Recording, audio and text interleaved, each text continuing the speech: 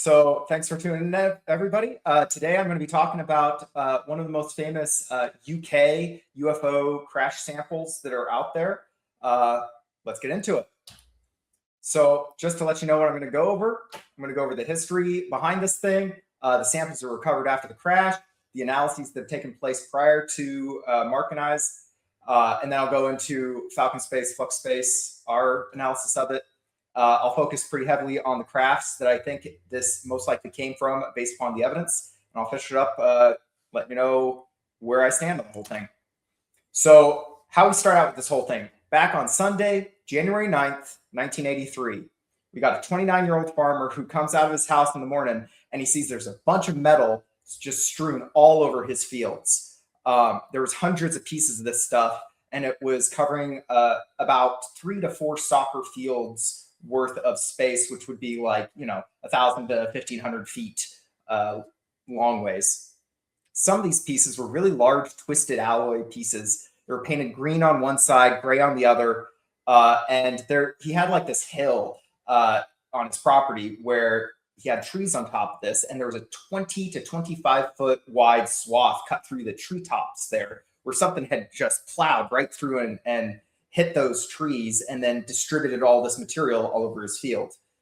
So he calls the police because he thinks there's been an aircraft crash of some kind. So the cops show up. Pretty soon after they show up, the Royal Air Force shows up. Pretty soon after they show up, you got the Ministry of Defense guys showing up. The Ministry of Defense guys were all wearing civilian plain clothes, not in uniform.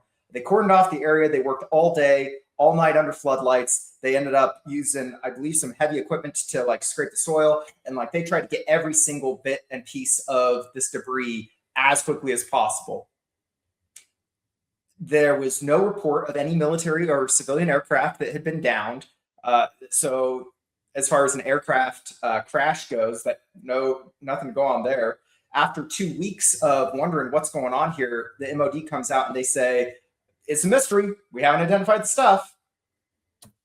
So here's what happened was that article on this page here comes out 2 weeks after the incident, and the local MUFON guy named Gary Rowe finds out about it. And so he's on it real quick.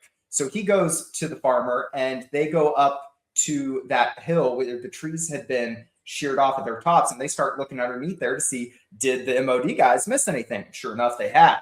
They uncovered these samples.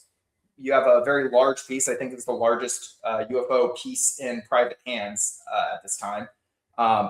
You have down in the bottom center there, you can see there's a metal honeycomb looking thing that's all smushed on one side, smoothed out on one side. We also have this really thin green on one side laminate of some kind. And the very large piece has all this hexagon honeycomb stuff on there, which is really what has captured the attention of most folks involved with this, is how interesting and novel that looks. Here's a zoomed in version of it. So Gary Rowe has ended up cutting small pieces out of this and sending it to people so that it can be analyzed. And our team happened to get a hold of one of these temporarily so we could put it under our microscope and get a better look at it. Now that aluminum honeycomb looking thing on the left is from Llanilar. I couldn't help but just casually observe some coloration and wrinkle deformities that look similar to the San Agustin samples that I tested earlier last year. It seemed quite similar in some regards to that. And the San Agustin ones, at the end of the day, seemed somewhat prosaic, seemed like they were from human-made regular airplane type stuff. So the original analyses that have taken place, the first one happened in 1983. That was British Aerospace Metallurgical Analysis. They thought that it looked like an aluminum alloy similar to duraluminum. Duraluminum is a alloy that's commonly used on craft or on aircraft. They couldn't figure out what the green-gray coating was made of, and the alloy itself wasn't exactly duraluminum, so there was enough like tiny differences to it that they couldn't place it exactly to know it was this alloy used on this airframe. Fast forward about 40 years, and you're starting to get more stuff come out. We have 2023. this is one of the better things that came out, better research analyses that came out, was from Australia team. They did scanning electron microscope and electron dispersive microscopy, and they were able to identify the elements in there a little bit better. I'll go into that on the next slide. And then we have recently Orestis, who will be presenting immediately following this presentation. I'm not going to steal thunder, so you'll have to wait for his stuff, but he identified some other elements in there that kind of match the Australia one pretty closely. And then we have one weird one-off. So it went to MUFON in Missouri in 2023, and they said from their XRF gun, they say gun, so I assume that means it's a handheld one. They said it was 94% lanthanum, which is kind of absurd. Like that doesn't make any sense for any kind of alloy or anything. They did get the iron in there at 4.6%. They did get the titanium in there, but they didn't get any magnesium. They got manganese. They did get the copper. They have no aluminum. That's the big thing that makes me suspicious about that lanthanum thing, is that everyone else is saying it's mostly aluminum, and they don't even have aluminum in their thing there. They say it's pretty much all lanthanum. So yeah, that one is weird. I've reached out to the person who did that, and I'm waiting to hear back to find out if I can get more info from that.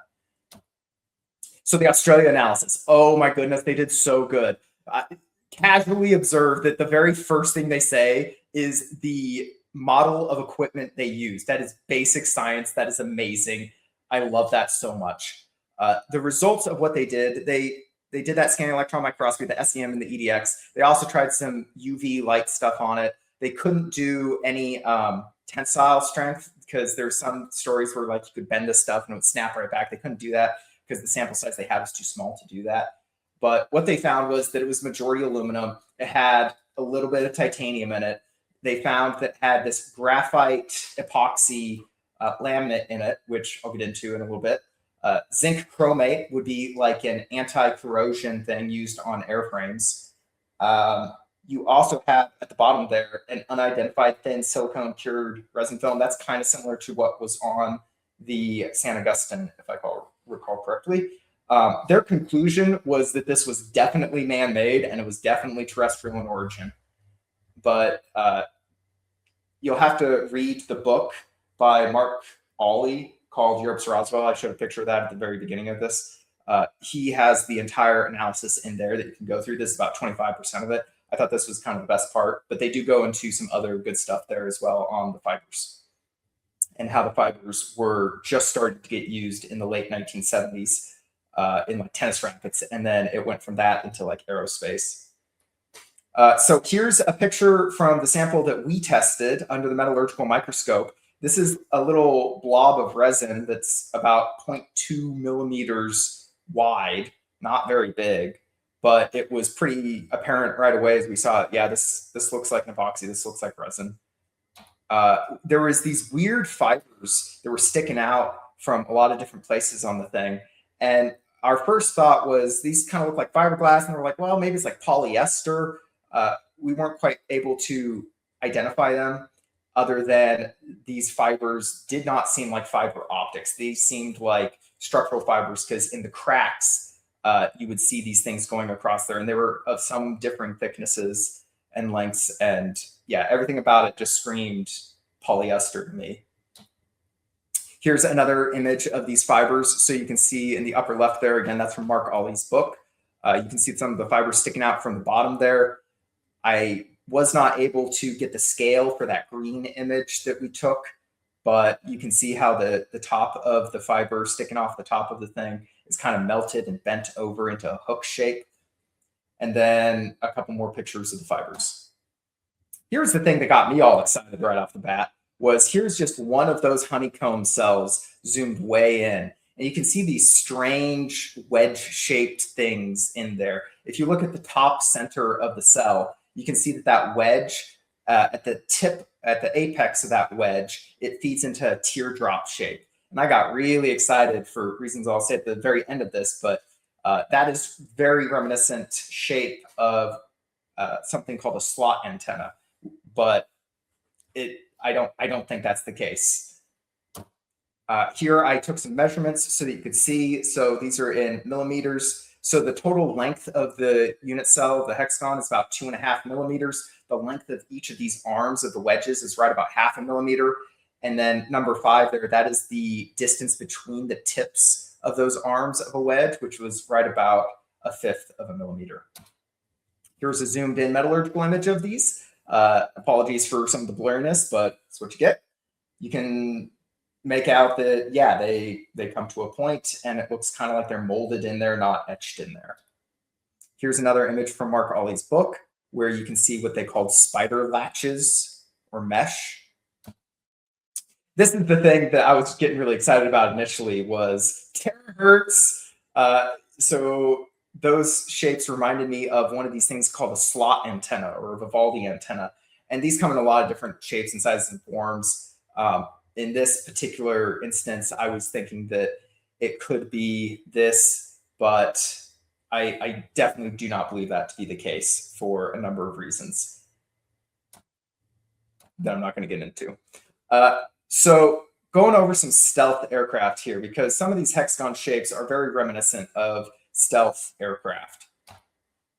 So one stealth aircraft that was around and flying around that time, back in the early 80s, was called Tacit Blue. This was Northrop Grumman's attempt at a stealth aircraft that didn't have a lot of faceted flat sides like the F-117. This one first flew the year prior to the event, the Llanilar event of 83. This first flew in 82. There was only one of these ever built. And it's sitting in a museum in Ohio right now with no evidence that it ever crashed. And as far as we can tell, it never left the testing range. The F-117 Nighthawk, however, has a lot of interesting overlaps going on here. So it was super, super secret. They didn't even acknowledge this thing existed until 7 years after its first production flight. So this thing had a 43-foot wingspan, about twice the width of the treetops that had been cut.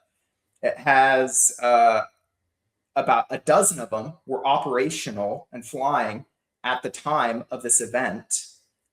And the leading edge of this thing, the link for that glass fiber hex cell, I'm going to upload this thing and you'll all be able to follow the links here. The link to that paper for the glass fiber hex cells is one of the best smoking guns that I've found to lend credence to the idea that maybe the stuff that we're looking at could have potentially come from a stealth aircraft like the 117. If you want to learn more about the F-117, this guy was the chief test pilot for the F-117s, and he has a lot of great stories in this half-hour video compilation he put together. One of the things that I took away from that was that the F-117 only had a 1,000-mile range, and you'd have to refuel it. And this is during the height of when they're trying to keep it super duper secret. So they're not going to be flying it all over the place where it might get picked up accidentally. They're only going to fly it when they have to. So what he said was they would develop these things at the Skunk Works plant in California, and then they would take the wings off, load it up into a C-5, and then fly it to wherever they were going to test it. Normally, they were doing a lot of these tests over the Nevada test site, but they could have also just as easily flown it in with all the other C-5s that were flying in to the different bases around the UK at the time. And there's a couple of bases in particular that would have made the most sense were they to transport some of these over to the UK for testing at the radar test facilities and low terrain test facilities available over in the UK. Speaking of those facilities, the image on the right here, you can see those yellow dots and orange dots. That is called the LFA-7. I believe that's the low flight altitude test range. It's got a bunch of valleys and hills and stuff. And the idea is that fighter aircraft, one of the things in their toolkit is they have to be able to fly really close to the ground really fast. Because that's a good way to evade radar. So if you've ever watched Top Gun, that's a great movie for showing off that terrain following, terrain matching stuff. Anyways, if you look at the bottom of that picture, you can see where Llanilar sits, and the scale bar of 2 miles shows you that, yeah, we're just a few miles away from one of the main low flight altitude, low flight test areas in that neck of the woods. Also, just to the south of Llanilar is an MOD facility that is a big radar testing facility. So we're right smack dab in the middle of an area of the world where if you were going to be testing a stealth aircraft at low altitude, this is where you would do it. If we were to compare the F-117 versus Tacit Blue, I think that it presents a pretty good, decent argument that if it was going to be a stealth aircraft, it was more likely to be the 117. Reasons being that the 117 was flying in 81. It had already been flying for a little bit longer. It was a stealth strike aircraft. It was a fighter aircraft. And so it was doing low-level flight. That was something in its toolkit. The Tacit Blue was supposed to be a surveillance aircraft, not flying low. It was surveilling. It was flying high. For the tree strike scenario, it makes a little less sense why the Tacit Blue may have been able to hit trees and continue flying, because it was smaller. It had less footprint, and I've already gone over, there was only one of them. Versus of the 12, one of them for the F-117s plausibly could have clipped the trees and shed the material. Something worth mentioning here, if you math it out, the length of those 3 to 4 fields would be approximately like 1,300 to 1,600 feet long.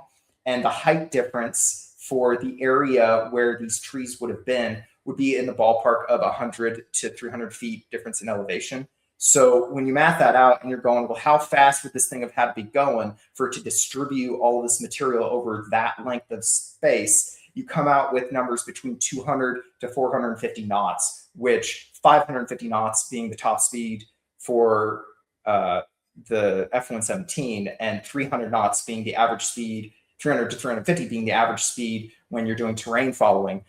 It puts us right smack in there for the distribution length of this debris versus the height of the trees and the speed of the craft. Also, how could this thing keep flying if it had lost that much material? I will casually observe that the F-15 imaged on the left there was able to fly back with just one wing. Now, the Wobbly Goblin nickname for the F-117 was well earned. It was not necessarily the most stable aircraft, especially in those early days, especially when it was flying at low altitude, because they would turn off the automatic flight stabilizers at low altitudes. Nevertheless, this is what we have to go on. It seems as though American fighter aircraft are just built different.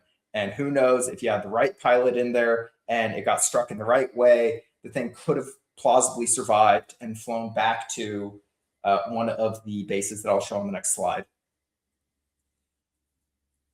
The biggest weakness, though, that I still have in all of this argument is that I cannot attain any documentation that definitively puts the super top secret stealth aircraft in 1983 in UK, in Wales. There's no decent documentation that says we had these aircraft there and we were testing them in this test range. It all has to be inductive reasoning, which it is definitely not the strongest of arguments. I will completely concede.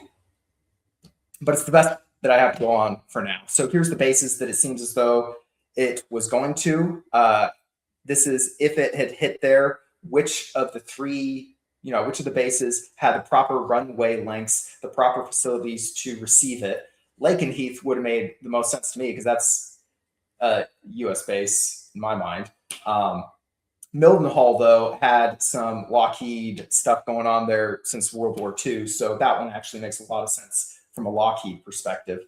Fairford, even though it's the closest one, and Fairford makes the most sense because it's the closest one, but they would have had to very quickly moved it from Fairford to one of the other ones. So that one, they would have had to move fast because they're trying their darndest to keep this a secret. So there's still, I'm not going to nix out other alternatives, though. If we go into the exotic craft category, we have flying triangles that were also spotted in the area around the same time. And these are your quintessential 300-foot wide lights on all three corners. And they're not flying hundreds of knots. They're flying like 30 miles an hour. They're just hovering there. And occasionally you had 2 of them. In one instance, you had about 8 of them. they're all showing up all over the island, but they are showing up in this window of time, which I think is worth consideration. What I'll say about this, though, is that if you look at the February 10th one at the bottom where I have an arrow pointed, that was an instance where these two young guys saw 8 of these things really far away, which we don't have a good size on these things, right? Because they were so far away, they were way up in the air. It's hard to say whether or not they were seeing flying triangles or were they seeing F-117s maybe. And if they were seeing F-117s, I know I'm talking about exotic, but going back to the 117s, if they saw the 117s, then that helps us narrow down, well, maybe if they had one F-117 flying over there, they probably would have had more. This tells us that they could have had up to 8, if indeed we say that that was the 117s that was observed February 10th. So to bring it all together for you, tie it together, those honeycombs with a 2.5 millimeter diameter, there are instances where, depending on what you coat those with, would put them right smack dab in the radar range for radar absorbing material, RAM, that would be used on stealth aircraft, like what's in the leading edges of the F-117. The glass fibers in those hexagons, I already provided the document. If anyone wants to go read it, those are absolutely linked to the F-117. As far as how strong the case is for it being the 117, the location, having that low flight altitude place just a few miles away, and you have something clipped these trees like it was flying at low flight altitude, might suggest that it was in some way connected to that training area. The MOD Aberporth range, just to the south, about 20 clicks to the south, that being a radar range, further might reinforce the idea that it was a stealth aircraft that was being tested in this low flight altitude range. And then lastly, that 20 to 25 foot wide cut in the treetops, I think that may help us narrow down on the size of the craft that hit them. Although, to be fair, maybe it was the corner of one of the large flying triangles and it was tipped at just the right angle. Without pictures of those trees, we'll never know. And since those trees were removed in December of the same year, 1983, we'll probably never know unless any pictures were ever taken, which I don't believe there were. The fact that those trees were all removed makes me wonder if maybe it was a more regular flight path and they wanted to try and make sure that wasn't going to happen again. So my conclusion as it sits now, terrain following stealth aircraft, it flew too low, it wasn't able to dodge, it hit the trees, but there's no good chain of evidence that definitively shows that the F-117s were in the UK or Wales in 1983. There are the list of pilots that one could reach out to, but I don't think I'm going to take it that far. F-117 is a prime candidate in my book, but undisclosed stealth, the TR-3B, flying triangles, those were showing up at the time. And it was a lot of debris strewn all over that place. I don't have the exact volume of debris that was recovered. So without that, it makes it difficult to say for sure which one it was. But the speed with which the thing would have been flying to distribute its debris over that distance, that does line up within the flight characteristics, the flight envelope of the F-117. So jury's still out. If I had to put my money on something, I'd say prosaic F-117, but I think more information is needed to be absolutely certain. Here is all the bibliography and links that I used, that tinyurl.com in the lower right. I'm going to upload all this to there. That's the main repo where I put all of our UFO samples testing. It's where our main engineering library is for all sorts of UFO materials and patents and a whole deep rabbit hole if you ever want to get into it. There's like 20 gigs worth of stuff in there. And if you ever want to talk about UFO sample testing, like maybe if anybody has UFO samples they would like to be tested, we would love to do that free of charge, as open source and transparent as we possibly can. Go ahead and reach out to either myself or Mark or Tim, and we'll see if we can't try to make something happen.